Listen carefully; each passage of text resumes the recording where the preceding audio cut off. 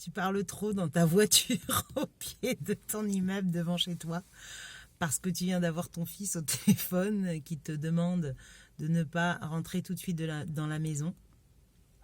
Parce qu'en fait, là, il fait un devoir avec son camarade de classe. Et donc,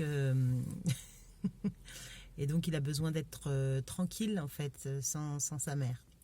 Donc là, c'est le moment où tu prends encore une fois conscience que Junior est dans sa phase d'adolescence, d'une part.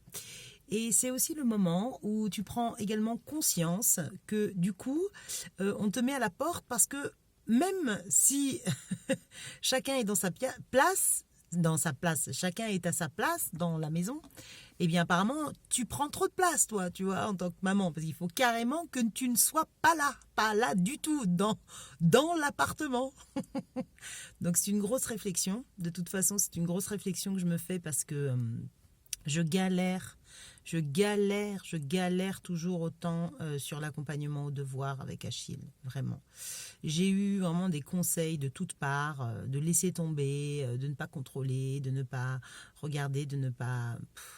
Alors, je veux bien d'un côté, mais d'un autre côté, c'est pas moi, en fait. Donc en fait... Et puis après, je pense qu'il y a aussi des trucs où, même si ton gamin te surprend, tu sais aussi des choses, en fait, en tant que parent. Enfin, voilà, sur ton gamin, ça fait combien de temps que tu cohabites avec.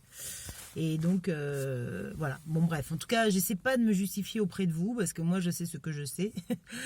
La seule chose, c'est que effectivement,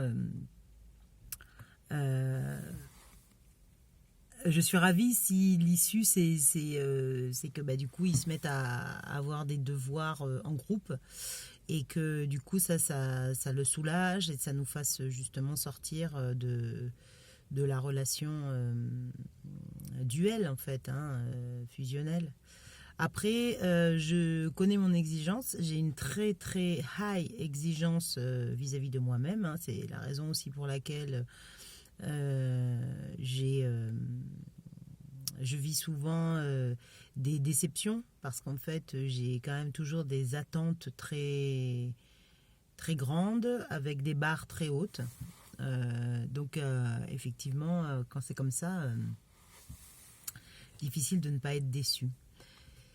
Mais voilà, en tout cas, je réfléchissais à cette place en fait, et je réfléchis depuis la naissance de Junior, toutes les personnes qui m'ont côtoyé, soit de très très près, soit juste de près, soit de près de loin, soit de beaucoup plus loin, le savent en fait. J'ai jamais abordé ma parentalité comme quelque chose qui où je me laisserai agir et où je laisserai tout comme ça se produire sans analyser. En fait, je réfléchis quand même toujours à comment faire, je dirais pas mieux, mais pour plus d'harmonie, pour trouver plus d'harmonie. Et ce que je ressens en ce moment, c'est que moi, personnellement, et comme j'ai décidé de me choisir plus, j'ai besoin de plus de calme, plus de sérénité. Et donc, en fait, quand surviennent des moments de heurts avec Junior, c'est très, très dur pour moi à vivre. Mais vraiment à un très gros niveau. Et depuis que je suis tombée malade, là, du coup, ça m'a vraiment... ça m'a vraiment rendu encore plus sensible du coup à tout ce qui peut être